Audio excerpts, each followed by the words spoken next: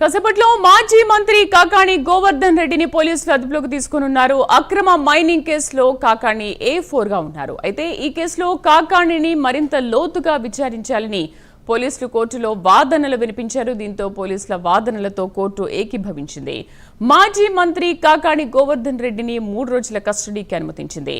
తమ సమక్షంలోనే మాజీ మంత్రి కాకాణిని విచారిస్తారని కాకాణి తరఫు లాయర్ ఉమామహేశ్వరరెడ్డి తెలిపారు. గోవర్ధన్ రెడ్డి గారి కేసులో పోలీసు వారు గోవర్ధన్ రెడ్డి గారిని పోలీస్ కస్టడీ కోరుచు 7 రోజుల కస్టడీ కోరుచు ఆయన్ని విచారించాలని చెప్పి పిటిషన్ ఫైల్ చేశారు. ఆయన తరపున మేము ఆయన న్యాయవాదులుగా మా యొక్క అబ్జెక్షన్స్ని తెలుపుతూ కోర్టులో కౌంటర్ ఫైల్ చేయడం జరిగింది.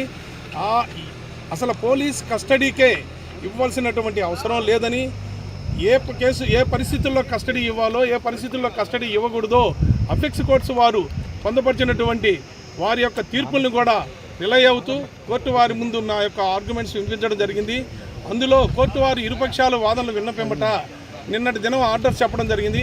ఆ ఆర్డర్స్ ప్రకారము ఆయన యొక్క న్యాయవాది సమక్షంలో ఆయన న్యాయవాదిని ఎంచుకునేటటువంటి రైట్ ఉంది కాబట్టి ఆయన యొక్క న్యాయవాది సమక్షంలో ఇన్వెస్టిగేషన్ జరపాలని, ఆయన మీద ఏ విధమైన ఫోర్స్ కానీ ఆ ఒత్తిళ్లు కానీ ఇల్ ట్రీట్మెంట్ కానీ చేయకూడదని కొన్ని సూచనలు చేసింది. ఆ ఆర్డర్ ప్రకారం ఆ సూచనలన్నీ కూడా పాటించాలని చెప్పి ఇన్వెస్టిగేషన్ ఏజెన్సీకి DSP గారికి సూచించడం జరిగింది.